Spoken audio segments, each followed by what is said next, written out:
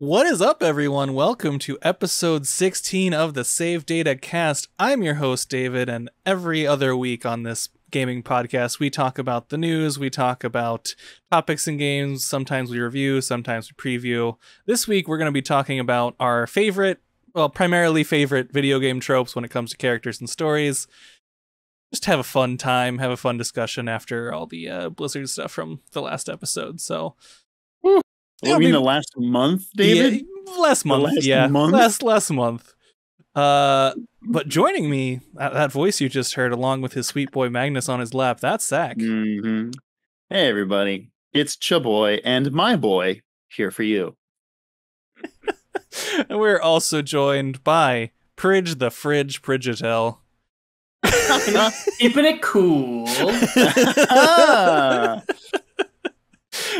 How are you guys doing before we go into anything? I'm feeling good. I took a nap earlier today, which again, I am loath to take naps normally, but I needed it and it was good. Huh. It's Friday, which means it's better than most other days. Yeah. Oh yeah. Before we get into what I got pretty much nothing to do this weekend.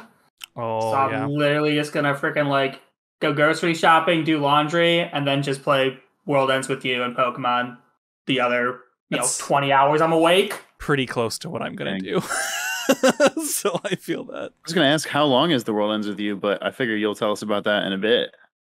I actually have no idea. Obviously there's gonna be a ton of post-game stuff to do, because it's a Square Enix game, and two, I can already tell there's a ton of post-game stuff to do. I don't even know if I'm close to actually the end of the story. Wow. Jeez. I think I am, but I don't know exactly how close.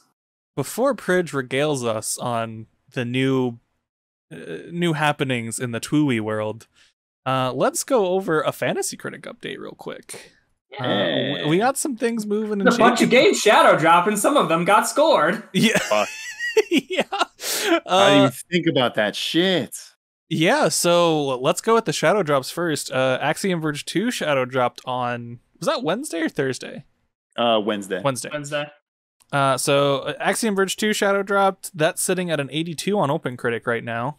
So giving Elise that fat 12 points. Wow, nice. And then Boyfriend Dungeon shadow dropped the same day, and on Open Critic has only been reviewed by one person, so it doesn't have a score yet. Granted, that one person gave it a 10, so... Wow. Holy shit. Granted, I've played a hefty chunk of that game. It ain't a 10 game, but I'm sure not. That person's probably just hella horny. Yeah. If only Honey Pop 2 could have gotten reviewed by that person. Exactly. Who says it wasn't? Should be doing really good. Oh, I should go check and see if it was reviewed by the same. That'd be funny. So Boyfriend Dungeon released since it only has the one person that has reviewed it on Open Critic. It doesn't have a score yet. But having played it, and we'll get to my feelings on the game, and I'm excited. Plug, we're gonna be playing that game on stream on Sunday. So look forward to that. Let's see. Were there any other releases? I don't think so. Everything else I'm looking at it right now. Everything else is already up there because we covered all the things that I got end of July. So yeah, nothing else. Did we cover Chris Tales? Yeah. That was out same time as Death's Door and World Ends, and not too far away from World Ends with You. So yeah, that's all been covered. Cool. So then we'll just do real quick pickups and drops. So we had 2 drops and 2 pickups. First drop and pickup, Big Games. That's Chris's publisher. Dropped Warhammer 40k Darktide and picked up the indie game Sable. That's probably a good pickup. Yeah. Damn, those are going to be one of the ones I picked up. Meanwhile, Zach's Rectangle Enix, I almost said Helix, Jesus, dropped Horizon Forbidden West, which did Sony confirm that? No, I'm 90% sure that they have not actually confirmed that, but for some reason, Open Critic let me do that. So okay, cool. It doesn't have to be confirmed delay for you to drop it, though. Well, Zach used all of his free drops, so it does for him. We have 3 we only have a certain number of free drops? Yeah. I think we only have 3. I thought David said we had unlimited, but I was wrong. So We have unlimited drops. So if the game is confirmed to not be releasing, you can drop it, and you can do that an unlimited amount of times if it's confirmed to not be releasing. The games that have release dates in 2021, you only get 3 drops, I believe, of those. I could have sworn I done more than that. Maybe you dropped games that were delayed. I guess so. But either way, Zach dropped Horizon Forbidden West and picked up Outer Worlds Echo of the Eye, which, smart pickup. I wouldn't even have thought to look for that because I didn't realize we had DLC and expansions enabled. So here's the thing: it could totally fuck me. Well, it might not get like reviewed. Yeah, exactly. Just like the other stuff. So like at this point, losing Horizon Zero Dawn or Horizon Forbidden West really threw a wrench into my plans. So I had to make a Hail Mary, and hopefully this pays off for me. I mean, I think in your favor, a lot of video game critics really loved Outer Wilds. Oh, yeah. So I would not be shocked if they went back to play Echoes of the Eye. The only thing putting a wrench into that is a busy release schedule for the fall. For sure. So, and I think that's it for Fantasy Critic, unless y'all have anything else to bring up. No, I don't know. All right, then, Prij, let's start with you since we already sort of did. Regale us on Twooey, dude. All right. Yeah, I mean, the only other things I've been playing are I picked up Tower Defense for the Grid Awakening for free on Epic, and it's a tower defense game, so that's a thing. And then, obviously, I'm playing my first ever Nuzlocke in Pokemon Fire Red, and that's having mixed success. But really, mostly what I've been playing is Neo: The World Ends With You. And again, I talked about it a bit 2 weeks ago, but I'd only played it once or twice when that happened. So obviously I have a lot more hours in it now. And I mean, I pretty much have nothing but good things to say about it. I'm having an absolute blast. David, I hope what this is to me is what Psychonauts 2 gets to be to you. Because again, this is a game that's over a decade old. I enjoyed it a lot when it came out. Obviously, this many years later, to replay it again, it's dated. But this sequel contains all the things I loved about the first one in just a cleaner, prettier, streamlined, more modern package. Combat vastly improved. Animation style's the same. The soundtrack still kicks ass. I keep finding myself humming tracks literally day in and day out, and like different tracks every time, because it's such a great banger of like electronica and punk, and it just fits the theme of the game so well.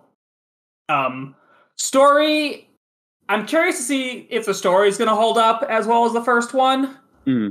I like it so far. I wish my main 3 characters were a little bit more fleshed out.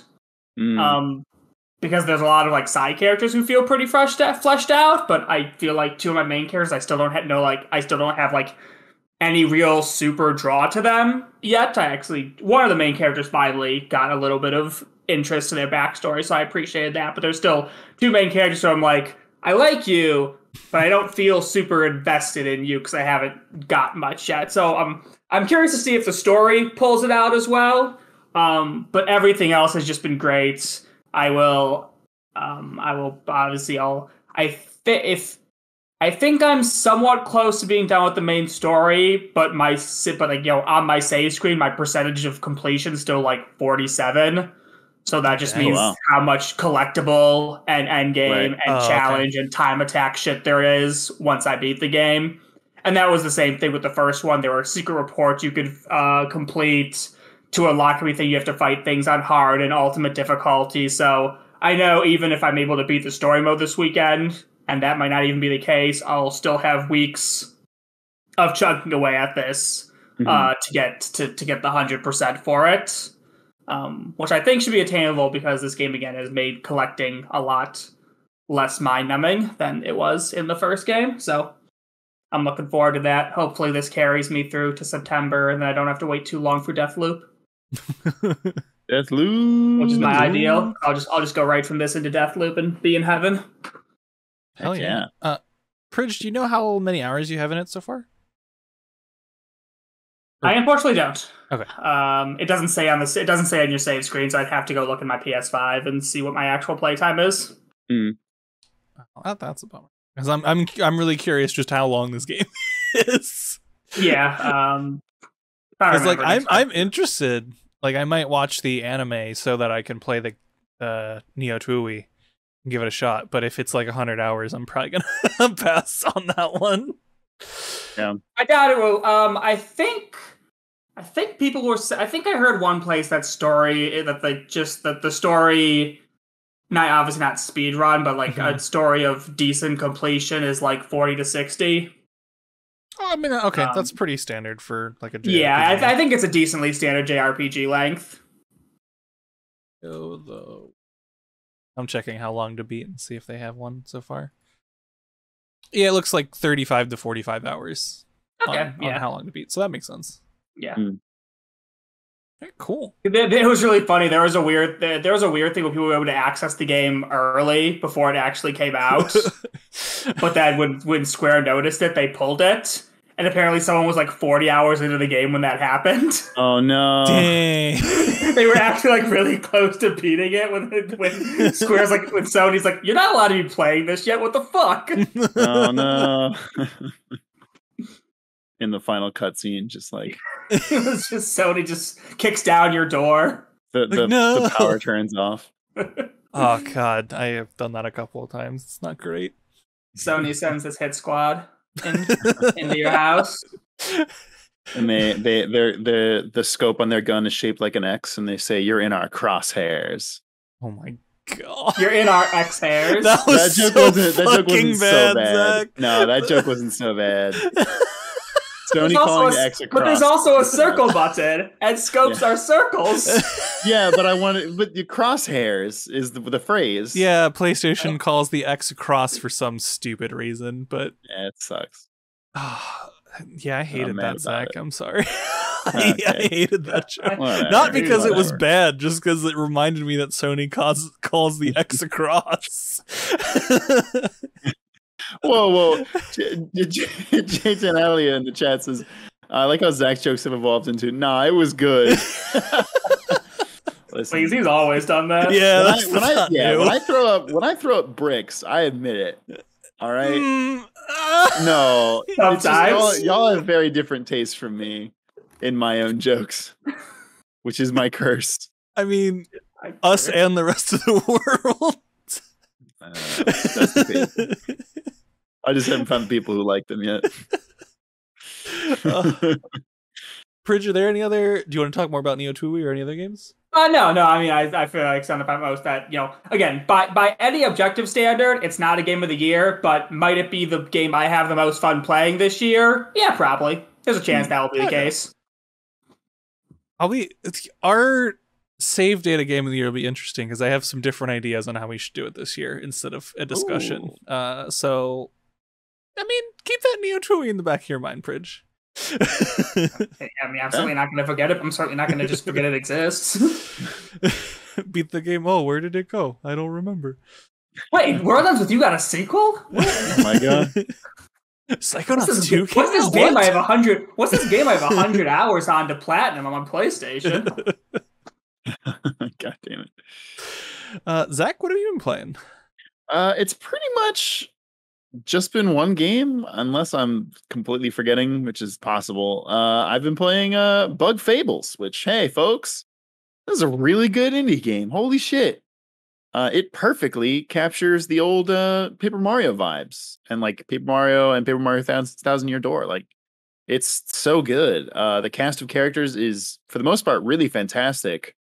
It's not even the main character because it starts up and they're like the first person in your party, but like it very quickly becomes you have a trio, and the trio are like all equal in how they're represented. But like the main Bug is like this, like he starts off as kind of, oh, he's the cool warrior Bug from a distant land, come here to seek his treasures, and he's very chivalrous, but also he's got jokes. Dude's got jokes, and the jokes are good. And then you got Vi, who's like the bee with an attitude, and she's great. definitely took some warming up to Vi, but I do like Vi. And then you have Leaf, who is like this sorcerer moth who has amnesia, which is a trope we'll probably talk about. It's good. It's really good. It definitely is scratching the Paper Mario itch, which I have not really felt scratched since the GameCube. The combat is super fun. It does the smart thing of like it literally has like the badge system from the good Paper Mario games, and like one of the badges you can very easily get is like, hey, if you fight something and you're not going to get enough experience from it to really matter, you don't have to do the fight. It just dies. And I'm like, God bless you for that. Oh, nice. Okay. It's so Persona nice. 5 does that in their dungeons a bit too. Yeah. So that's cool to see. Such a good system. Like I'm only 8 hours into it, and I've already found like a couple optional bosses, and they're really freaking hard. It also has like a custom hard mode that you can enact on yourself. There's a badge that is free to put on that is literally called hard mode. But if you beat bosses with it, you get like bonus badges that are like pretty good and like significantly powered up badges. So it rewards you for that.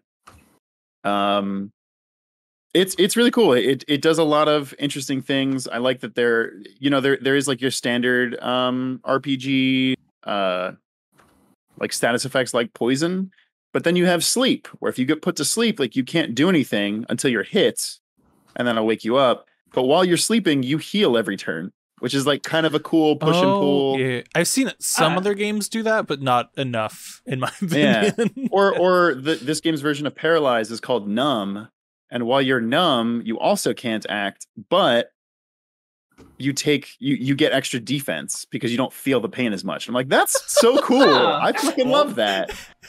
And like, yeah, because it's a Paper Mario game, the battles are like active, meaning like you have to hit the timing right, or depending on what it changes for thing. Like some of them it's just hold the thing until the right second and then push the thing. Some of them is like mash the button. One of them is like wait 3 seconds and a random button will show up and you have to push that button. That one is definitely the hardest. And maybe I fucked up for the first like couple hours because I was like, oh, X button is here, and I'm like, nope, it's a Switch. I'm playing it on the Switch. X is a different location. But real quick, Zach, it's really before good. you keep going, is that I haven't played a Paper Mario game ever. Is that combat standard for like Paper Mario games? Yes. Okay. So because I played, what was it?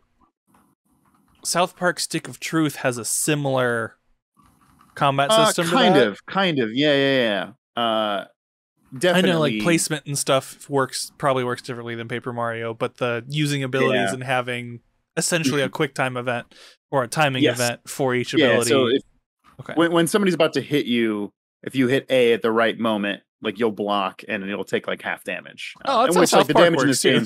Yeah. Okay. Like the damage in this is like your max health, at least for now, is like just barely in the teens. So like, if you take 3 damage, it's like, oh shit, that's a quarter of my life. I really like that. So that combat system, so I should probably try this or Paper Mario. I really recommend it. This is so far is really doing it for me. I don't know how many chapters there are in the game. I'm only in chapter 3. Like I feel like there's probably at least 8. So like I think this is going to be a lengthy game. And I'm really into it. So I highly recommend checking it out. There's a few things I'm like not super in love with, but for the most part, like right now, if I had to like rate this, it's at least an 85 for me. Dang, okay. Presuming that it sticks the landing with the story, which I think it will. Assuming Switch and PC. Switch PC, and it might be on other consoles as well, but I know it's Switch and PC. Cool. I'm pretty sure it's actually cheaper on Steam. I think it's $20 on Steam and $25 on Switch, which sucked. But I was like, it's worth it to buy it on Switch because I'm not going to play it if it's on Steam. This is a game I want to play in my bed 2 hours before I go to sleep. So I respect that. Yeah. It's worth the $5 for me. Anything else, Zach? That's it. That's it. I have been playing quite a few games. So I have been continuing down the Final Fantasy 14 road, and that game keeps getting better, which is awesome. I'm into the Heaven's Ward expansion now, and the characters, you can very much tell like post game, like post launch Realm Reborn content was already better than the original Realm Reborn content because they weren't like on fire trying to get the thing out the door to make the game sell. And then from Heaven's Ward, after the post game Realm Reborn content, is just another degree of increase of like they really took the time to get it right. They replaced a bunch of the voice cast from the original game, and interesting left the old ones in. They didn't re-record, so like I hit a point where like a main character's voice was completely different, and that's how I knew I had hit Heaven's Ward. I was like, Alphino, you sounded much more manly for the small child that you were like 5 minutes ago. And now you have a much more appropriate voice. Interesting. So they changed a bunch of voice cast members. You can tell that they're getting more time to even record lines. Like it really did feel like they took the first take for every line in some of the previous ones because they were in such a hurry. So like all the performances are much better. The quests are better. The story is better. My class quests have been really fun. I picked up a second class job finally. So I'm trying out Gunbreaker, which is like a tank, which is pretty cool. You get gun swords. There's nothing not to like about gun swords. Except for Squall. Am I right? Well, no, Squall is a different thing. He's not a gun sword. I know. Wait, what is it called that he uses? He has a gunblade. He isn't a gunblade. Okay. But yeah, I'm still really enjoying it. The dungeons and stuff have improved too. Like overall, just massive improvement from the original game, which I was already enjoying. So it's super cool. I had a moment where I almost teared up because like a character that I really liked died in an MMO. In an MMO, yeah. So like, wow. I'm really surprised because there's this character who I won't name for spoilers, but like, he's your freaking bro. He was the man, and he is killed in cold fucking blood. And I have never in an MMO been like, I am going to hunt down your murderer and kill them. It was always like, yeah, I mean, like, you're dead, whatever. But no, this guy died, and I was like, I would have died for you. Liam Neeson on the phone. Fucking, I have a specific set of skills. I will find you, and I will kill you.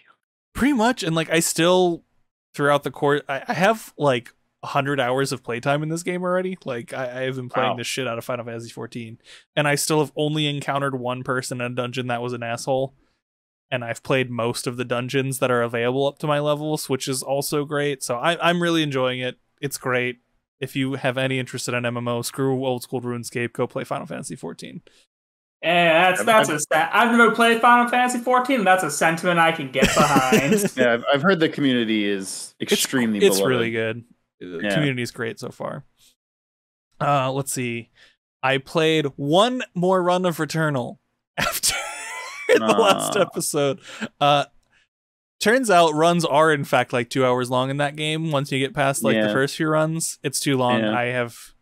That's brutal. For me, this game is the definition of mediocrity, where like, it's not even like the whole thing feels mediocre. It's just perfect. Like the things that they do well and the things that they do poorly are perfectly balanced. Like Thanos made this fucking game. It's a great descriptor. It's like this is a Thanos game. This is a Thanos game. Like I was having fun with the combat. Like the story was interesting. But like the length of the runs and some of the things in the runs were just so annoying, and like the upgrade system between runs, like Hades had those little like piece of candy sort of things of between runs, things you could upgrade and like do that made the subsequent runs better. And I don't think Returnal really has that I've seen. And it basically got to the point where I was like, oh man, that run took 2 hours. I'm not playing this game again. So I'm done with Returnal. If you really like roguelikes and you're okay with a really long runtime, you would probably really enjoy this game because the combat is good. Like the story is good. It's just the roguelike stuff of it for me holds back the game. Yeah. And really just runtime. Like if the runs were 45 minutes, I would play this game more. But it's like 2 hours, like I'm okay. Let's see, what else did I play? Played Dust Door. Yeah. What'd you think of it? So I really like Death's Door. I bought it, I think last Thursday or Friday, and I beat it last Thursday or Friday. Like I beat it the same day I bought it. Yeah, not a long game. I pretty much played it for 6 or 7 hours that day, and I was finished. Yeah, that's not the exact length of the game. I feel so bad about this because I like the game. I think it's a good game. I just feel like so many people are like, this is like a 9 or one of the best games of the year. And I'm like, it's so not. I wouldn't go that far. It's a good game. I wouldn't go that far. I can see why people would say it was one of the better or best games of the year, just because I don't think there's a banger this year. Agreed. So like I can see where people would get that if they like certain aspects of this game a lot. But yeah, to me, Death's Door, I know I talked a few episodes back about playing Hyper Light Drifter for the first time. Right, yeah. Death's Door is just Hyper Light Drifter, but good. Yeah. Like it's more responsive. It has almost some of the same systems. Like it has the ammo system plus slashing to get your ammo back, which is a Hyper Light Drifter thing. I had a great time with it. The bosses were pretty entertaining. The Zelda-like pieces of it I enjoyed. Your description, Zach, of it being a 2D Zelda game with good combat was spot on. Like that was a perfect description. Yeah, Nami, yeah, you are right. And it had some tropes that I am going to talk about later, so I'll save those things for later. But like, I had a great time with the game. There were great characters. Zach, how far did you get before you fell off? Oh, I finished it. Oh, sorry. I thought you didn't finish it. Oh, no. I finished it. The Reaper at the end, fantastic character. I loved his design. Just something about a Reaper with a hoodie and a fanny pack just made me chuckle. Like it was. You know what? I'll save it till we get to tropes, but I have some beef with that. I can understand that. It was very much a for me thing. I was like, that's funny, and I'm here for that. I will agree with you. It was a cool design for Death. Yes, 100%. That is not my beef. But yeah, no, I had a lot of fun with it. I won't belabor the point because most of the things I liked and disliked were the same as you two. I'm glad you told me about the sewers because I know, right? I would not have gotten that. That is so buck wild. Well, game forgets to organically reveal that mechanic to you. It's not even so much that it forgot to reveal the sewer mechanic. Like I can understand that. It's not revealing that you can attack in the air and you'll dive down and like do a ground slam because there's no I did jump. Figure that out. Yeah, see, I even figured that out by accident, like rolling off and attacking one time. Yeah. I didn't know that's how I opened sewers. See, if I had figured that out organically, I probably would not have needed to be told that's how you get into those things. But like, without being told that I can do attacks off the ledges because there's no jump, why would there be an air attack in my mind? That's Dark Souls. There's not a jump in Dark Souls. Yeah, you can do that. I don't play Dark Souls games. But I had a good time with it. I'm definitely with like you and a lot of critics where it's like a 7 or 8 for me, but it was a good game. I had a lot of fun with it. And the last game for sure I will talk about is another dungeon game. That is Boyfriend Dungeon. Fuck yeah. I've been playing quite a bit of that game. I think I'm close to halfway or halfway-ish. Okay. I believe based on some hints in the game that there are 4 dungeons. I do not know that for certain, and I have beaten 2 of them is where I'm at. And I'm having a great time with that game. The amount of diversity between the boyfriends / girlfriends / non-binary friends and weapons is fantastic. Like I'm having such a good time with, like, to be fair, this game's combat is not where it shines. Like the combat is okay. It's not great. But the more weapons you unlock, the more styles that unlock with them. And I give Kit Fox a lot of credit in that each one does feel extremely unique. Because I have unlocked a dagger, talwar, the epee rapier that you start with, a naginata, a pair of brass knuckles with claws, a lightsaber. Damn. And maybe another one that I'm missing, but all of them function differently. They all have different attack patterns. They all have different specials. They all have different effects, and they all feel very different. So I think that stuff's great. The dating sim parts are fun. They don't really restrict you, so it's really just like date whoever and however many people you want to like have fun. It's Persona rules. It's Persona rules. Well, except Persona does usually punish you for dating all the people later. To be determined if Girlfriend Dungeon does that. Yeah, Persona, if you date multiple people in like 3 or 4, it backfires really heavily when you get to like Valentine's Day. Really? And Persona 5, I believe, does something similar. I didn't even know you could date more than one person. Persona 4. You can. It's hard, but you can. Huh. And yeah, I mean, once I got to level 10, once I got to the acquired social link level with one of the girls, I'm like, sorry, y'all, I'm monogamous. And J10 Ilea, you can't date a boy in P5. No, you can't. So one thing about Boyfriend Dungeon, most of the boyfriends are in fact boyfriends. They let you choose at the beginning. Do you want to be male, female, non-binary, which is awesome. And then they don't restrict anyone you can date, which is cool. And then there's some. Sometimes it's like real life. It's hard to date multiple people at once. Yes. Well, not in Boyfriend Dungeon. It's very easy. It's true. Overall, I'm having a great time. The characters all feel very unique. There are ones that I like, and there are ones that I'm very much like, man, you're a dick. And that's okay. It's a dating sim. Like I don't think I'm supposed to like everyone. I'm supposed to have preferences and stuff. So overall, the dating sim part's fun. The dungeon crawling stuff is pretty fun. Not fantastic, but that's also mired by just coming off Death's Door, which has fantastic combat. So there's that. I'm having a great time. If you're even slightly interested in Boyfriend Dungeon, pick it up. It is super fun. It's on Game Pass if you have Game Pass for PC or Xbox. That's what I'm playing it through. So yeah, I 100% recommend playing Boyfriend Dungeon. It's a fun time, even if you don't play through it all the way. Super worth it. Just to plug it again, this Sunday the 15th, me, David, and Wes are going to be playing that on stream because we had a code provided to us by the developers Kit Fox. So who are all super cool people. And I guess for context too, like I played, and I think you did too, Zach. Like I played this at a PAX. Yes. I played it over a year and a half ago. I think you longer than that. I played it PAX 2019 or E3 2019. I forget which one. No, it was E3. It wasn't PAX. I played it E3 2019, which was even longer ago. So it was over 2 years ago. I played with a demo build that was pretty much just the dungeon crawling bit. And they had a tiny bit of the dating sim part after the dungeon crawl.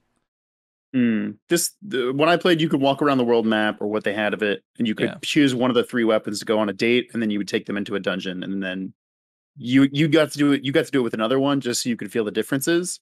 And I agree with you. Then I was like, oh shit, these the combos are totally different. Yeah, which is cool. But I also agree that the combat is not super exciting and fun. Well, I will admit, the later weapons you get, the combat is actually more fun with. Like they have more entertaining combos. I'm favorite weapon. That's the thing where they as they got further in development, they got better at making cool weapons. I'm assuming that's part of it. Like as they worked on it, they got better at doing the thing they were doing, because it took years. But like my favorite weapon is the brass knuckles with claws. Interesting. You can leap with them. It's great. I love those things. They do a ton of damage. They're super fun. The Naginata's fun. You chuck it like a spear. It's really enjoyable. It's got Hades vibes with the spear in that game a bit. Not as good as the spear in that game, but similar. And then the lightsaber one's also really fun. So really all of the ones you get after the initial 3 are the better ones. They're more fun to play with, even if the boyfriends are not as great. Valeria, best girl. Agreed. Also, it's I don't know if you mentioned this. It is on Game Pass. J10 Ilea in the chat points it out. So yeah, if you have Game Pass, yeah, it's super fun. With that, let's get to it. let's get to some favorite tropes in video games, or least favorite, depending on how far we go. True. Who wants to kick it off, or do you want me to? I got a good one. I'll start with this. I love it when your playable character starts a video game strong because they are a strong character in this world. Examples being Alucard in Castlevania Symphony of the Night or Samus in Metroid Prime 1. You literally start off with like all your powers, and then through something that happens very quickly in the early part of the game, you lose them all, and then you have to like slowly go back to where you were at the beginning of the game and then beat the final boss. I flippin' love that as like a story, but also mechanical like trope of like, you can feel how ridiculously broken you are at the start of the game and just like one shot all the enemies. And then you get to the first boss room. The boss is a little challenge, but you beat it. And then it's like, hey, remember those enemies you just one shot for the first like 15 minutes of the game? Now they take like 7 hits. This sucks. Feel weak, you babby. We have different opinions on this trope. Oh, I love that trope. I have very different opinions on this trope. I love that. What? I hate that trope. Because here's the thing. I cannot stand the Samus drops all of her power-ups down the drain and thus isn't strong anymore at the beginning of every Metroid game. It's for me, it's like, hey, you've written this world, and in a lot of these cases, this is like a recurring character or not, but it's like you've written this world where this character is like meant to be a badass. Can we explain why they are weak in this situation? I fucking love that. I think it's I'm more okay cool with it if I don't get to play it first. So like if I get to play as an OP, that take of. If I get to play as like a strong character and then they take it away, I'm like, oh no, give it back. It's more frustrating than fun for me, but I understand why it would be fun for other people, especially you roguelike lovers. I'm surprised. I'm surprised. I got outvoted 2-1 on this. Damn. Yeah, it's mostly Metroid is the one that it really bugs me with. It's just like. They always have to force some way for Samus to lose all of her power. She gets infected by something. She gets infected by something else. She trips. She misplaces them at the coat check. Yeah. if like you start the game and like you don't get to play as her powered up, then it's like, okay, that's fine, whatever. Like you had some weird reason why she's not beefy at the start, but like in Metroid Prime, where literally you start and like the opening section has you with the grappling hook, has you with the double jump, all that, and then it's like, nope. He's so mad. It's gone. So Ice gets so tilted. He's so mad. Yeah, no, I don't enjoy that one. Yeah, I'm cool with them just taking away in a cutscene at the beginning, like your ship crashes, your suit's damaged, and you have to repair it. Like, totally cool with that. One thing I do want to shout out, because as far as I'm aware, this is the only games who have ever done this. In Banjo-Tooie, you start that game with all of the power-ups that you have from the first game. That's awesome. Which can be confusing because there's a lot of power-ups you get through the course of that game. Yeah. And then the problem becomes, because obviously you have to learn more things. So by the end of that game, like some of the abilities, you have to be pushing like 3.5 buttons and then moving the joystick to like use them. And I'm like, what the fuck, guys? It's really cool, but it's like, god damn. I feel like that'd be a good thing to use, like if you made a successful indie game that only had a few powers. Yeah. And then like it was super successful, you got a ton of money, you're making a sequel, and you're like, okay, we want to like double the powers. Let's just keep them and add new powers. Like I can see it working for that. Give me Death's Door 2 where I already have my bombs and my hook shots. Yeah, it's the thing where like then it gets confusing too, because the tutorial section of the second game is like so much longer. Yeah. Because if you're for me, I actually played Banjo-Tooie before I played Banjo-Kazooie. So I was like, man, there's a fucking lot of abilities I gotta learn. And I was like, a kid. I was like, oh, gee, this is a lot I gotta learn here off the bat. But it's a really cool idea. I wish there's a reason that Banjo-Tooie is the only game I can think of that did it, because it's not a good idea to. It's hard to onboard people that way. Yeah, that is very true. From a mechanical perspective, it's weird. But it's a cool idea. I want to do something related with main characters. So, okay, one of my favorite tropes, and Prij I know is going to back me up on at least one example of this, is having a annoying main character who has like an extreme amount of growth through the course of the story, to where they are like, you love them by the end, like they are one of your favorites by the end. All right, on 3, David. 1, 2. Tales Luke of the Abyss. Oh, okay. I said the game, you said the character. Okay. Just want to know we were on exactly the same page, because he is one of the most insufferable main characters. Wait, which one was that? I couldn't tell. This is Tales of the Abyss. Oh, okay. No, Luke von Fraub from the Tales of the Abyss, he is a extremely spoiled, whiny rich kid who doesn't want to put any effort into anything. And then halfway through the game, he basically gets a god complex where he thinks he's awesome because he's saving the world, and gets super humbled. Then he gets shut the fuck down is what happens. Yeah. Then he gets his second personal breakthrough, and he becomes a phenomenal character by the end. Oh, okay. It's good. They make you wait a long time to not fucking hate Luke, and it makes it all the more worth it when you actually feel like a cool character. Sorry, I'm stealing this from you, David. I'll let you talk about this. No, go ahead. I just wanted to make sure one of us got it. Yeah, I know. Again, it takes a long time for your character to become cool, and once it does, it feels worth it. Yeah, I guess a like subgenre of that trope is whiny rich characters that get their just desserts and like realize how to be human beings is a very enjoyable trope to me. Yeah, I mean that's it's that power fantasy of video games of rich people being humbled. It's like, oh man, Ouch. I'm rich, I'm basically a god, get fucked, and then all their money's gone, and you're like, ha, you fucking suck now. Yeah. I've seen it a couple times, but that's my most memorable one is Luke von Fraub. I mean, Jason Aaliyah in the chat shouts out Groose from Skyward Sword. That is a great Groose example. Is a great example. A great example of doing this in a side character, actually. I hate Groose, but damn. Yeah, Groose is a very obnoxious character who thinks he's so much cooler than you and that he's the hero.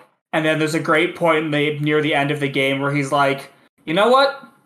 You are the hero, Link, but I'm going to still try and help and do something. And it's a very good moment of growth for a side character in a Zelda game who, in most Zelda games, probably wouldn't need to develop at all. Nope. Honestly, actually, my favorite part of Skyward Sword is Groose's character development. Honestly, it's not a bad choice. If you feel that way, you should give Tales of the Abyss a shot. Anyone out there? How long is Tales of the Abyss? The length of the game. David, take it away. It's like 80 hours. Tales of the and it's not 80. It's not that long. Okay. It is about 50 to 60 though, which is pretty typical for a Tales game. Yeah. If we were coming into this fall, I would maybe check it out. I think Cloud from Final Fantasy VII is actually also a version of this. He is also a version of a trope that we don't like, that we might talk about later. I mean, if you're talking about it now, just bring it up. All right. I mean, he's also a sort of amnesiac, kind of, obviously. And we can talk more about that later. But Cloud is another character who is just edgy and annoying for most of Final Fantasy. Until you learn he is like 8 layers deep of PTSD and being tortured and experimented on. And you're like, oh, okay, I kind of get why you're a closed-off edgelord. You've had a rough stretch of things. When you finally piece together your shattered memories, it makes it worth it to see you, like, figure out your own shit and not be just a cold dickwad. Yeah. Question for anybody who's played the OG Final Fantasy VII, is he as likable in that game as he is in Remake? Because I feel like in Remake they definitely give you more glimpses of him being like, he's got a soft spot. No, he is much less likable in the original. Yes, that's what in the original, without as much side questing to see him be slightly sympathetic. No, in the original, he's just like, I want to make my money and leave. No, he's a little shithead until like 2/3 of the way through that game. He is a cold. He's a cold. No, I wouldn't say whiny. He's a cold, brusque edgelord. Yeah, that's pretty accurate. Prij, give us one that I can steal. All right. Yeah. Well, while we're sticking on Tales game, let's talk about one of my favorite. Let's talk about one of my favorite JRPG party members. Oh, the cool older veteran. Oh, yep. Wait, we can do this on 3. 1, 2, 3. Kratos. I know that one. I like the cool guy. Sometimes, in some games he joins your party way too strong. In some games he just joins at the same level as anyone else. Yeah. But I like the cool veteran who has to guide all the whiny little shits who don't know what they're doing. Whether it's Kratos from Symphonia, Jay from Abyss, Dunban from Xenoblade Chronicles. Whatever your knight is in the entire Fire Emblem series. Yeah. They're unfortunately a little less fun because they're mostly. It depends on the file. Titania's cool. Their characters can be good. You just don't use them. So. Yeah, Marcus is boring. Titania from Path of Radiance is cool. But yeah, I like the cool guy who has to babysit the little shits. Because I don't know, for some reason they just tend to be well written. Like again, obviously, as we talked about, Kratos is an amazing character in Symphonia. Dunban's a great, Kratos. Thank you very much. Kratos. He's a great character in Symphonia. I love Dunban in Xenoblade. It's a good trope. Bosch from Final Fantasy 12. I'd argue is another example. I'm Bosch. I'm Commander Bosch. No, the actual Bosch. Yeah. I mean, from Final Fantasy X, what was his name? What? Auron from 10? Yeah, thank you, Auron. Yeah, Auron's dope. Yeah, he's really cool. Yeah, for whatever reason, JRPGs just seem to write that character well, regardless of the reason. I don't know. They're always just a fun part of the team, and they end up always being cool. I feel like the writers, especially for JRPGs, like the main characters are always teenagers or someone who is just barely an adult. Right. And like the writers are like 40 years old. They do a better job writing someone who is 40 years old. Hey, you know what? You got a point there. Yeah, that's a good point. So you could give me a whole game of just those people. And it would be great. There's your next JRPG. It's the old veteran squad. Give me a JRPG. Cool guys. JRPG dads. The dad squad. Dad squad. They fought in the previous Great War thing, and they wanted to retire, but now they're thrust back into action. It's the Dad Squad. They gotta get the charcoal for tonight's barbecue. The good dads gotta beat the bad dads. But oh no, the invading army from the north is coming back. I just imagine the enemy is just Jekt. Yeah. A gift from Jekt. Oh, dude, I saw a meme. It was someone just naming Titus or Titus, whatever his name is, and his name was Reject. And I was like, that was such a fucking good Damn. Ouch. Ouch, ouch, ouch. Zach, what you got? This is okay. I mean, I just read this. This is essentially what we just talked about. This a main character being competent goes a long way for me. Yeah, very much into that, which is pretty much what we just said. But this is not so much a story trope, but just like a a trope that does a lot of things for me, both in movies and in games. But text on screen, big bold text when you introduce a character, like stylish yeah. Fucking love that. We all just played Death's Door. Death's Door kills in that department. Does. Love that. Yeah, it's the Frog King who has like the 8 lines, who has like the that was so good. You can't read full of titles, right? That bit was so good.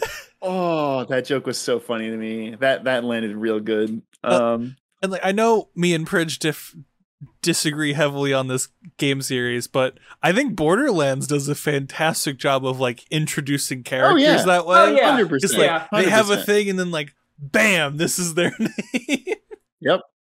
And they give them the little tag. Yeah. They give them some sort of tagline after it. Mm-hmm. Neo, the World Ends With You does that. Every time you need a big new character, it sort of zooms in on them, and you get the kanji for their name and their English name as sort of like across the screen behind them. That never won't be cool for me. I love that shit. It'll always be cool. It's honestly, it's also sometimes even funnier when a game or a movie only does that for like once in the entire thing. When shit does that out of nowhere, I'm like, wait, what they get a title card? I love even that if it's shit. like just for villains or something, like big bads, like it's so so good. I do. It's a great thing. I wish was used more often. I'm with you on that. I do agree with that one. It's a nice little flavor to a game. I wish like we could have that. I wish there was a way to have that about yourself in real life. Like when you shook someone's hand, just like behind you is like Zach. I don't know what my subtitle would be, but the captain.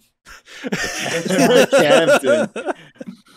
Jason Elias is like a brawl title card. Exactly. Yes, like a brawl title card. Hell yeah. Speaking Prij, attorney at law. Exactly. Fucking exactly. Oh, what would mine be? Number 1 Psychonauts, man. Yeah. Number 1 corn stand. I'm down for that. The beard. The beard. I'm down. No, give me corn stand over the beard. Hell yeah. Corn stand. I was literally just like, I was looking at weekly ads right before this for the supermarket to like figure out what I'm making. They have corn on sale. I'm making cream corn tomorrow. It's gonna be great. What's so funny to me is that somebody would hear that and not like if they weren't able to read the text, they would hear that and think, oh, like the band Corn. Nobody describes themselves as a corn stand and means the actual food. He spells it correctly. Yeah.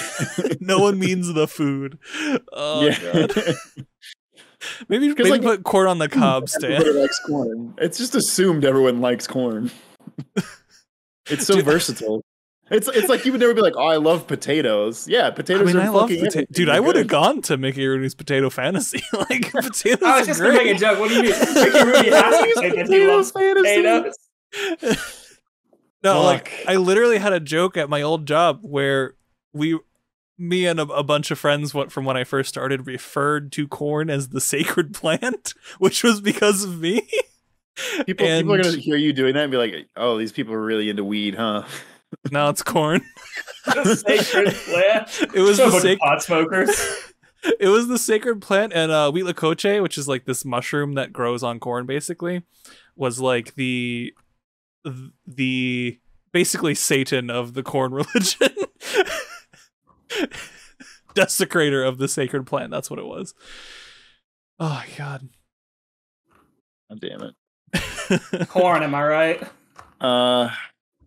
Yeah, that's it for me.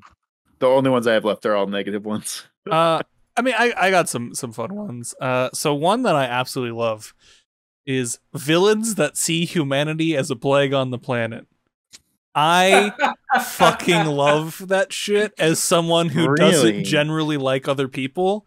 Like, okay, any villain who is like, pollution, humans did it, kill them all.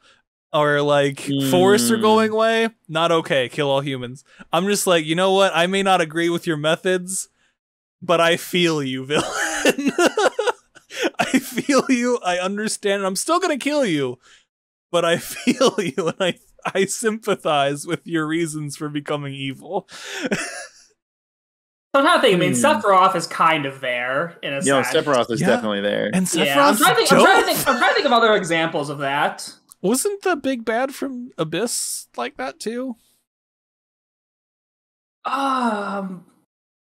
I mean, he hated humanity's reliance on the phone stones. I know, I feel like that's not a very far leap from like. Yeah, I mean, it's definitely tangential. He disliked how humanity operated. Yeah, I mean, I guess that is that's pretty similar. And like, I keep going back to Tales games because I'm a fucking psychopath. But like, the JRPG games with good stories. Yeah, so but you're gonna find a lot of good story beats in them. The Yggdrasil, the big bad from Symphonia, is basically like, yo, humans are racist, which can't argue against that. So he's like, especially in that game, Jesus. I'm just gonna make everyone the same race. And you're like, oh, you're gonna make everyone human? He's like, no.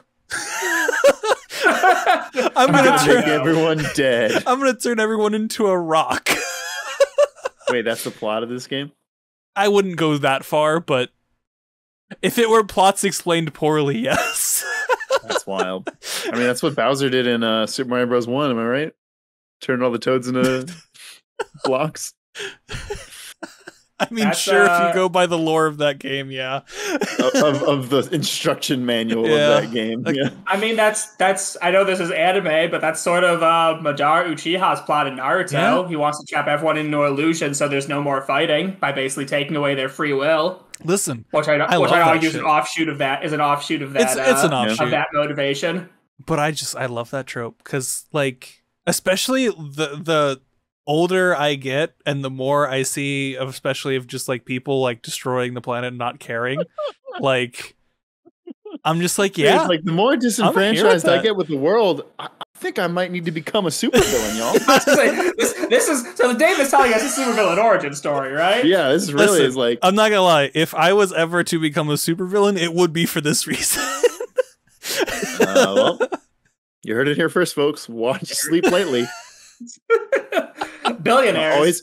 Always be ready with an offering of corn if David decides to turn. That would work.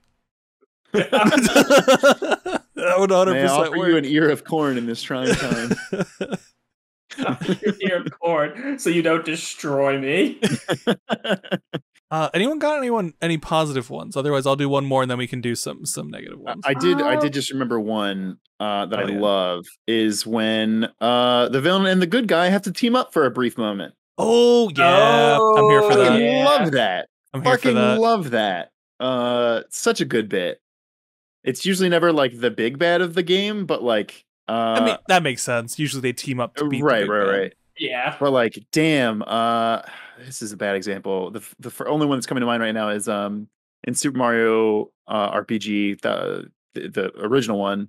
Bowser can become a party member for the entire rest of the game because he's not the villain in that game, and that's fucking radical. Yeah, he teams up with you in Odyssey too, at one point, sort of. Yeah. I'm trying to think. I fucking love that shit. Oh, I would go. What is it? Halo 2. Oh yeah, Arbiter. I guess that kind of works. Yeah. Because it built that Arbiter is going to be like his rival, and then it's like, oh no, they're kind of on the same side. A like subgenre of that one is like the big bad joins you early as like a temporary party member, and then you learn later that they're the bad guy, but they helped you. Like, yeah. Love that shit. So good. It's so good. It's a winner. It's a winner for me. I'm with you there. Prij, you got any more positive ones?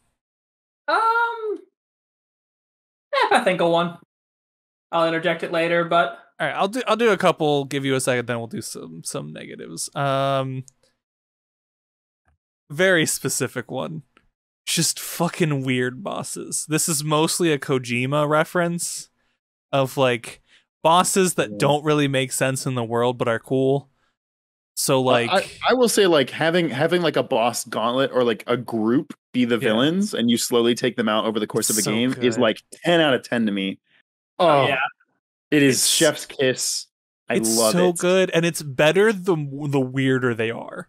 which is why it feels so good in Metal Gear. Like, you've got a guy who's just fucking on fire. You've got a guy who can command bees. You have an old man who that's his power. He's fucking old. I mean, his power is that he's a really good sniper, but yes. But mixed in with that is he can stay still for so long because he's fucking old. There's like Psycho Mantis, who's just like reading your goddamn mind, which is just reading your controller inputs, which is super cool.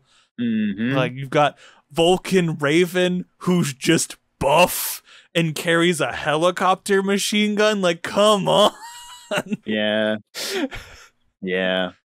And like, they're in a world where everything else is normal, believable for all intents and purposes. I wouldn't go so far as normal, but like, yeah, could happen. Like, it's believable. And then you just have these people in there that are like, ooh, outliers. I don't know if this counts as a trope, but one thing I always think of when I think of MGS bosses is what is her name from the second one?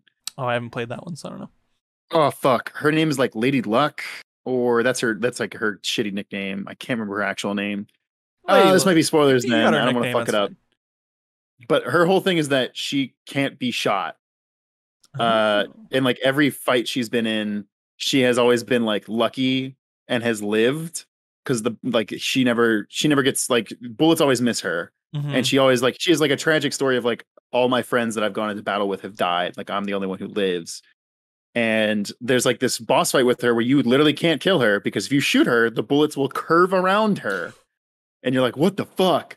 And then there's some final bit. There's a final bit where she joins your side and is going to help you take down the villain, because she's like, oh no, other trope. Okay. Yeah, exactly. But then the villain reveals that her power is a lie, and that she had like a magnetic field installed in her body, unbeknownst to her, and they push a button and they turn it off and they just shoot her. What? Fucking amazing moment. But then there's a point where the boss, just like, kidding, you're lame.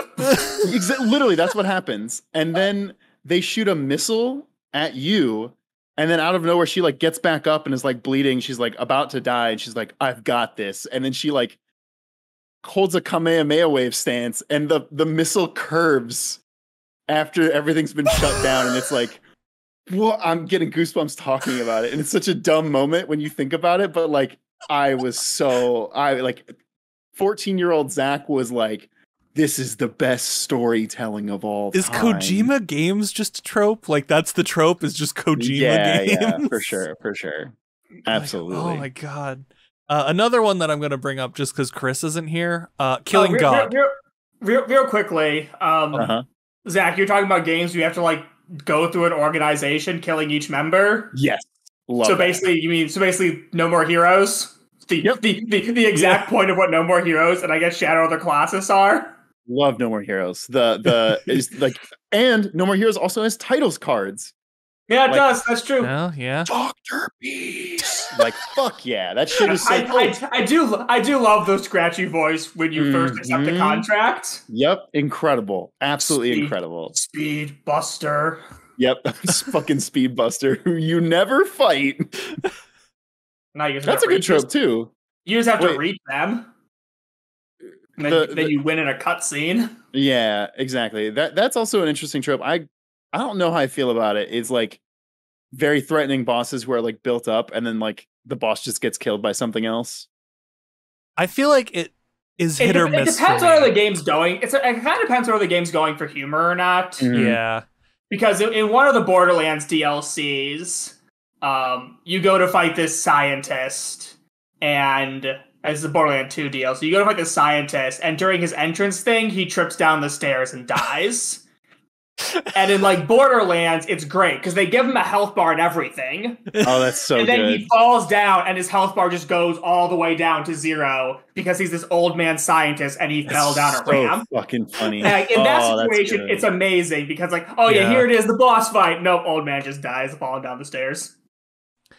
Here's the thing, I love that in No More Heroes when they did that, but then the fact that it instantly went back to you having to grind up money to go to the next area and you didn't get the satisfaction of doing a boss fight, which like Travis Touchdown, the character, is literally pissed in the game. He's like, what the fuck? Like, I came here to fight a boss. Like, you can't rob that from me.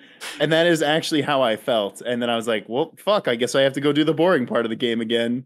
Yeah. One of the other ones I had on my list was actually characters who accurately portray what the player feels.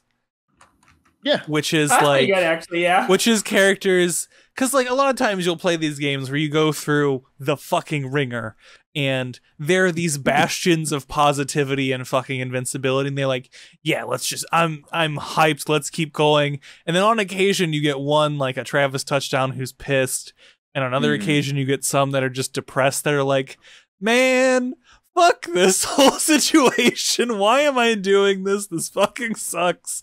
I'm got blackmailed into doing this thing. I love those characters. Those are great. And I don't feel like that happens enough.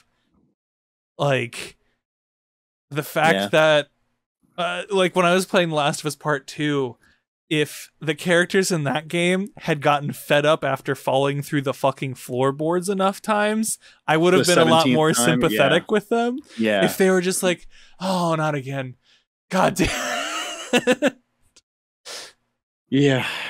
Yeah. Good Lord. That game is, puts you through the fucking ringer for sure. It does. And like the characters don't, I feel, in some cases they do, but in a lot of cases they don't, as you're playing, really tell me how I'm feeling of like, fucking Christ. Like, just when there's a high adrenaline moment, they're like, oh shit, that was scary. It's like, yeah. No, I want you to feel some of that. Like, I want you to feel other emotions other than the fear, like annoyance and pain. And then the last one I want to bring up for our boy Chris, who is not here, is killing gods in video games. I love this trope. It will never get old to me. It just won't. I can be Kratos, who is a god killing other gods, or I can be a teenager with a fucking pet cat in Persona. It doesn't matter. It's fun and I enjoy it. Yeah. It's, I don't know, it could just be our like Catholic upbringing, but like there's something of like, wow, killing a god. Seems pretty rad. I'm gonna read you my notes for this exactly. So this is my note for killing God the trope as written in my notepad. Yo, I'm a former Catholic and very much now an atheist. I like killing God, okay? I'm a heathen. It is cathartic. Keep letting me kill gods/gods. So I will actually admit, and a lot of this because this comes up in anime too, this trope is actually starting to get boring to me. In video games, less so, because there's usually a cool fight involved. But as a storytelling element, it's actually starting to get a little boring. It's like there are shows where it's like, and we worship this deity. I'm like, okay, so we're killing it at the end. I now have like, I have no like, I know what the end is. I know what the end is now. The minute Japan introduces a deity, we're killing it at the end. Yeah, that's definitely a Japan-specific thing, too. Yeah, again, in video games, it's usually a cool boss fight, so I'm not bored of it. But as a pure storytelling element, people are starting to go to this well too often, and it's starting to get a little easy way out. It's not getting old for me. I see an anime or game with a religion, and I'm like, that god is either fake, or we're killing it, or both. And I'm here for that. Let's keep playing. God damn. All right, y'all had some negatives. Hit me with some negatives. Well, here, I'll whoever start. wants to start, go ahead. Whenever this is more common in JRPGs, but when it's like we've got to get the X crystals, or you have to pass the X trials to become the hero, it's like this is the laziest form of MacGuffins, and I'm tired of it. That is my least favorite part of Final Fantasy XIV Reborn, is reliance on crystals. Oh, yeah. God, like Final Fantasy in particular, like Square RPGs in particular, are so about their goddamn crystals, and I'm like, y'all, just make you like literally just for one game call it something other than a crystal. Just pretend it's not the same MacGuffin, but it is. It's like one of those things where like I get why they do it, because like their first 3 or 4 games were all like, you're the warrior of the crystal, the warriors of light, and it saved their company and made them continue to have jobs. So they're like, oh, we don't know what we're gonna do with this one. Let's just go back to that same well. Let's go get some crystals. Yep. Yeah, I mean, and this was my big thing with Bravely Default 2, it being so paint by numbers.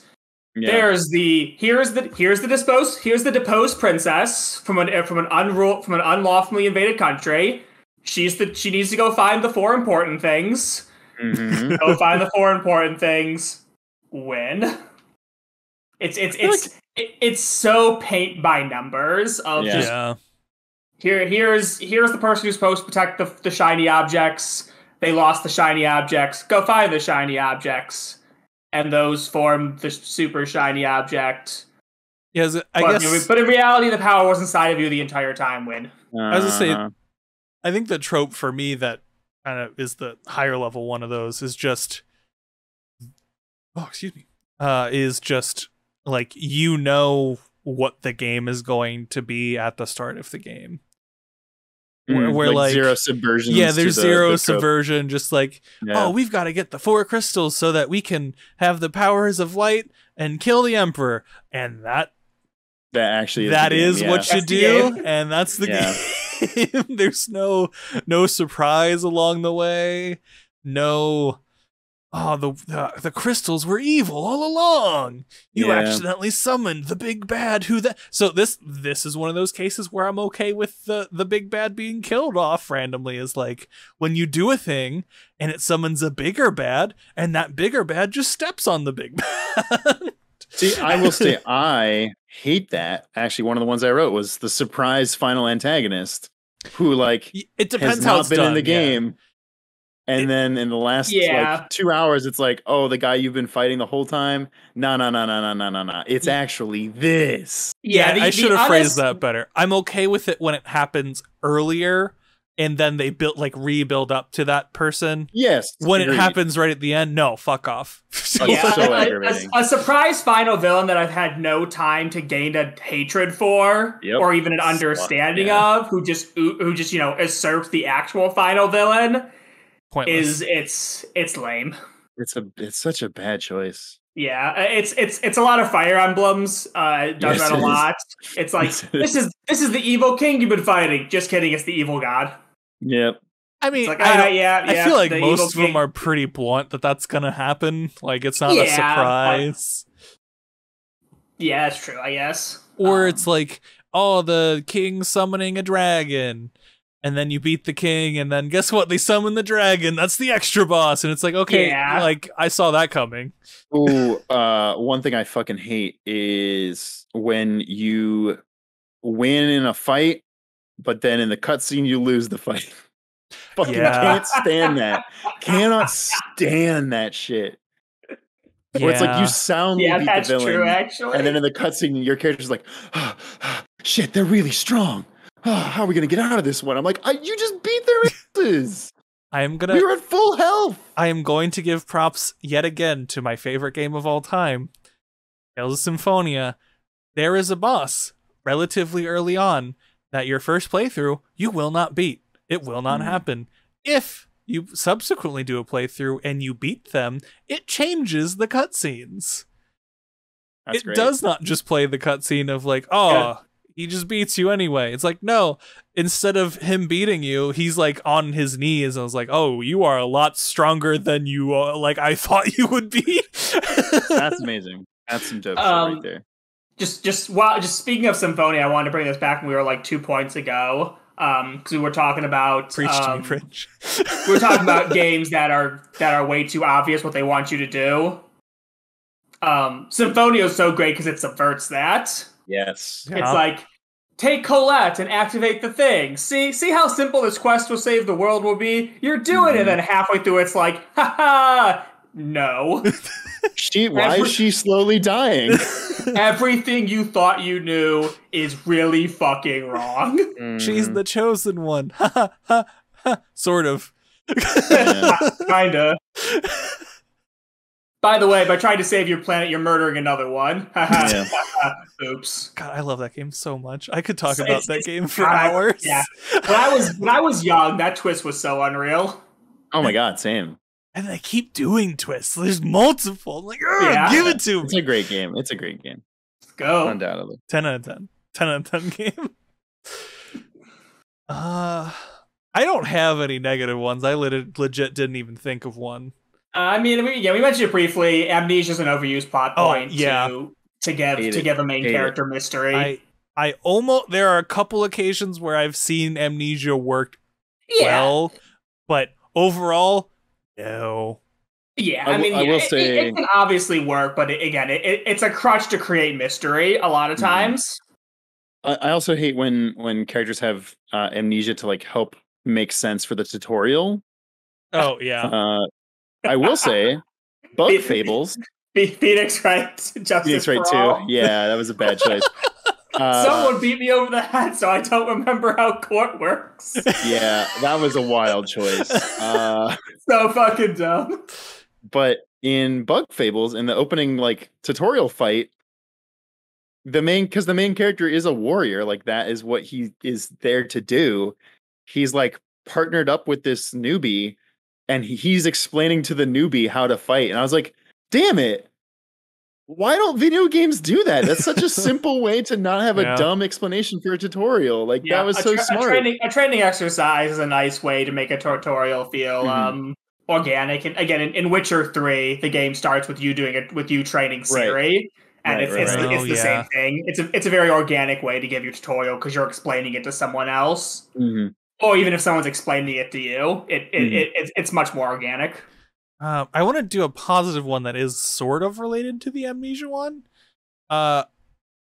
It can be related to the Amnesia one. Games where you play as the bad guy unknowingly. Yeah, the Braid and BioShock Infinite. Braid, BioShock Infinite. The one that came to mind for me is Spec Ops: The Line.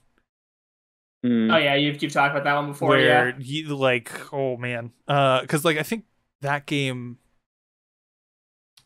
it's been so long since I played it, but there's a lot of like mental illness and PTSD and stuff in that game, and like just figuring out towards the end that you're manufacturing a bunch of like these voices and things is just so cool. And the time traveling stuff of like, oh, you travel to the future and the big bad is you sort of thing, I also enjoy, but like it's more interesting when it's like you've been doing a thing that is bad unknowingly, of like, oh shit, I am the bad guy. And there's so few games that do it.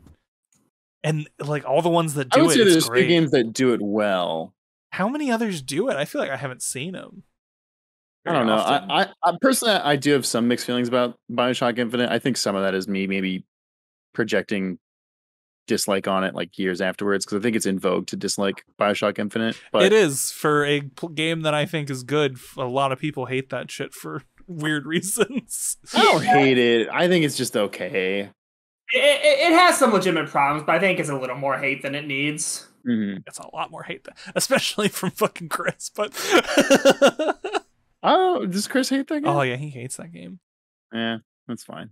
He likes RuneScape, so what does he know about good taste? Am I right, true. folks? Is he right, folks? Fuck, what was? Oh, you did mention time travel. That is actually one of my favorite tropes. I feel like in movies it can be used rather poorly often, but I think in video games it's done well a lot because you're actually experiencing. I feel like it's done the time poorly travel pretty frequently too, but that's fair. I just feel like it's such a cool.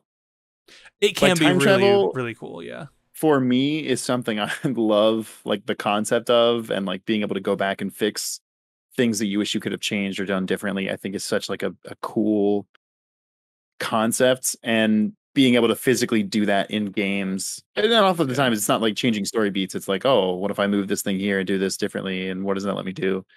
Yeah, I freaking dig that.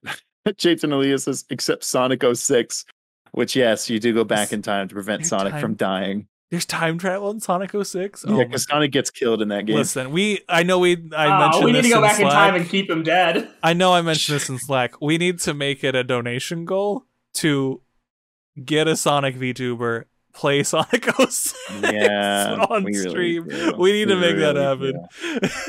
Oh my god. He's so good. Well, it'd be horrible, but it'd be horrible in a great way. Yeah, exactly. Yeah, I think time travel is a giant coin flip. Yeah, I think there are times when time travel is like incredibly cool, and times when time travel is like illogical and wonky and just I don't know. It's time travel just naturally gets messy really fast. Yeah, so exactly. It's hard to write well. Yeah. It's one of those things where it's really easy to mess up time travel. Like if you don't account for just like one thing, people will just be like, well, you wrote a plot hole. I can be my own dad. Like, shit like that. It can happen really easily, so it's hard to write. I can be my own dad. Yeah, I'd love to see a video game where you can make that happen. I feel like it probably exists. Nah, probably some shitty like Leisure Suit Larry game. I mean, I feel like it wouldn't be that hard to make a time travel game where you essentially guarantee your own existence by accidentally having like your mom as a love interest. Oh God. Other things I dislike in games. The like one big choice towards the end of the game. I understand that's realistically how things would work, but like it makes it so annoying to kind of invalidate the last like 20 plus hours of a game with a A or B option that then drastically changes the end of the game. Yeah, I feel that. I get Prey. That's another really one I feel like they can be good or bad, but yeah. But like one of the ones that bugged me the most as a kid was the first Fable game. I was like very much the good character, and then the final question is like you beat the boss, and like this guy has like been ruining your life for literally since you were born. Like he blinded your sister, all this crazy shit. You were in jail for like 10 years because of him, and then you beat him, and your sister, who's like this seer character now, is like you can choose to I think it was like let him live or like take the evil sword or like the strong sword, which is what he had. I was like, well, I do want the cool loot for the post game, and I'm like, want this cool loot. And then it became like I picked the sword up, and then it went to a cutscene where I stabbed my sister. And then became the evil overlord of the land, and I was like, "That is not what I asked for." Wait, I didn't agree to that part. I just wanted the cool sword. I can make that as a trope / mechanic where you pick a dialogue and the result is not what you chose. Was that to the 10th degree of like, Or it's a game where it's like the options like. Scold them, and then your character's like, "You fucking piece of garbage, you absolute trash!" Like, damn, I didn't mean that hard. Or it's just like your options are like politely agree or respectfully disagree, and respectfully disagree is like, "Fuck you, you piece of shit." And I'm like, whoa, oh, I just wanted to say no. I just wanted to say no, thanks, dog. I want to. Somebody should make a game that is just that. Where it's all dialogue options that are like way overreactionary to what you asked for, and just be like, "What? No, that's not what I want. No, stop, no." I mean, that's a lot of the Renegade options in Mass Effect were that. Yeah, that's kind of true. Actually. Where I was like, especially since I recently did like the full Renegade playthrough, where it's just like, this is dumb. No, like fuck you, and it's like, ha ha ha, shot you in the kneecaps, and I'm like, whoa. That's not what I wanted to do.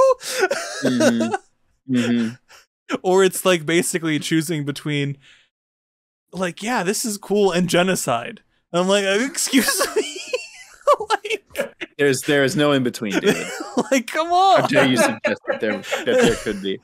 I don't want to kill a whole entire race. Jesus Christ. Yeah. I just want to shoot this one robot. Damn. Yeah. Any other ones before we close out, guys? Really biting your bit to talk about? I wrote unavailable abilities or areas of the game for like bad story reasons. An example could be, I mean, Metroid Other M gets a lot of shit, deservedly so. But also, Skyward Sword has been mentioned a couple times, and in that game, you literally are not prevented. You're prevented from going to certain areas of the map because it's not the time to go there yet. Which so there's like nothing in the way. It's just you walk into it, and it's like you shouldn't go here yet.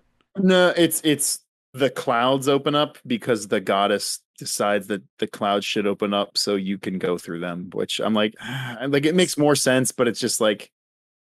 It's still a bad reason. Like, if I can go there, just let me go there. I mean, that game has a lot of problems, but it's maybe not the best example. I do hate stuff like that. Like, basically just having a dismissal instead of like an actual reason why you can't go there. Yeah. Where it's like, oh, if I don't have the thing to shoot down the door, fine.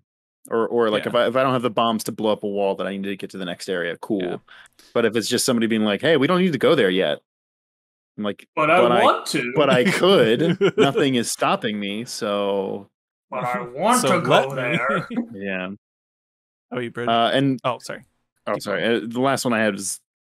This has gotten a lot better in the last few years, but pointlessly skimpy clothes for characters. Oh yeah. I mean, see, that's the universal thing. Pointlessly skimpy clothes, get rid of them.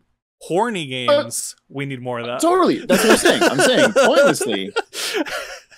No, but if it's like justified or like it makes sense for the character, or like if she breathes through her skin, fucking like, Kojima, god damn it, makes total sense, because it's never really brought up in the game, but she breathes through her skin. That's why she has.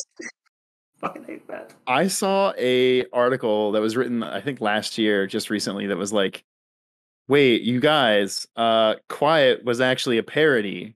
So it was okay that Kojima wrote it like that. And I was like, no, it wasn't. No, was it? No, it wasn't. No, that's like M. Night Shyamalan trying to pretend The Happening was supposed to be parody after everyone called it garbage. Yeah, it's like this is revisionist. It's absolutely revisionist. You made a bad movie, Shyamalan. You made another bad movie, Shyamalan.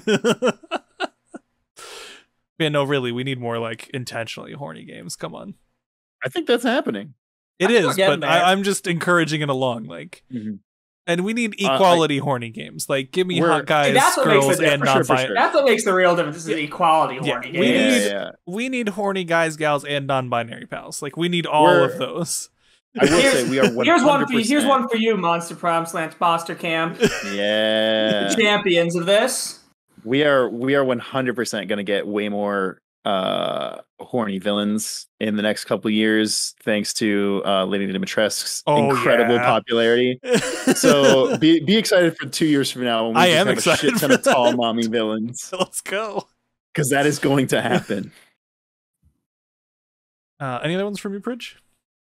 No, I feel like we've touched on most things. I feel like we've touched on most things I want to talk about. Okay, I'm happy to end with on Mommy Milker. Oh no, there's more. The last, you'll probably be happy for this one too. The last one I want to end on is shameless references to other games in the same genre in your game, and just utterly shameless. So the one I'm going to reference is from Death's Door, which is mild, not really spoilers. So after you do a section, you open a chest, it starts playing music like a Zelda game, it spins around like a Zelda game. He opens the chest, shameless reference, and then just the chest eats you and it's a boss fight. Like not really a boss fight, but stuff like that where it's just like utterly shameless references that are just fun. I love that shit. Like the Astros, like subtle fourth wall breaks are excellent in pretty much everything. Those two, like even not so subtle ones. Like I really enjoyed Astro's Playroom where they just had characters fucking being Aloy and a giant T-Rex around. I mean, that was the point of that. That was the point of the game, but like I appreciate that on a smaller scale in other games too. That's just like the biggest example of utterly shamelessly being like, hey, we're just a game of references. Super Mario RPG, there's a moment where you can find literally Samus sleeping in a bed in an inn. And if Oh, you go that's talk good. to her, That's you go awesome. talk to her, she's like, I'm taking a nap after beating Mother Brain, and that's it. That's all she says, which is such a great little bit. Like, I All right, love I'll leave that you to your shit. nap then. Sorry. Yeah, it's like you walk in, you're like, that's fucking Samus. Like, she looks extremely out of place in this world, and you talk to her, she's like, I'm tired. I just beat Mother Brain. Let me nap. That's good. Oh, yeah, Yeah, you just read it. That is a great reference. Yeah. Assassin's Creed 2, you meet your Uncle Mario, and he says, "It's a me, Mario." It's so fucking funny. I love shameless references like that, because like some games try to be like really coy about it and like not be overt, and she's like, no, like just reference the thing. Like, I think that's gonna do it. Anything y'all want to plug? I know we got a few things coming up this week. Yeah. So Sunday, not only are we going to be playing Boyfriend Dungeon, but also it'll be the first episode of our new Pokemon Heart Gold randomizer Nuzlocke coming up, which is an incredibly good episode. I am so excited to see how that turns out. Be very excited for that.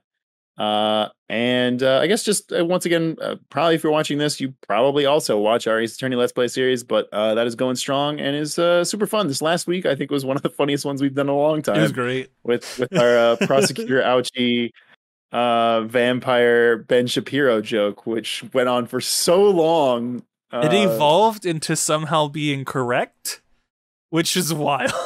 Yeah. That game, I will say, that game series, so many times we will make a joke, and then like 2 voice lines later, it's like it confirms the joke that we were making. We're like, what the fuck? Hell yeah. It knows. Prij, anything to plug? No. Right, I got one more plug to make. Today is August 13th. 12 days to Psychonauts 2, folks. Oh my 12 god. 12 days.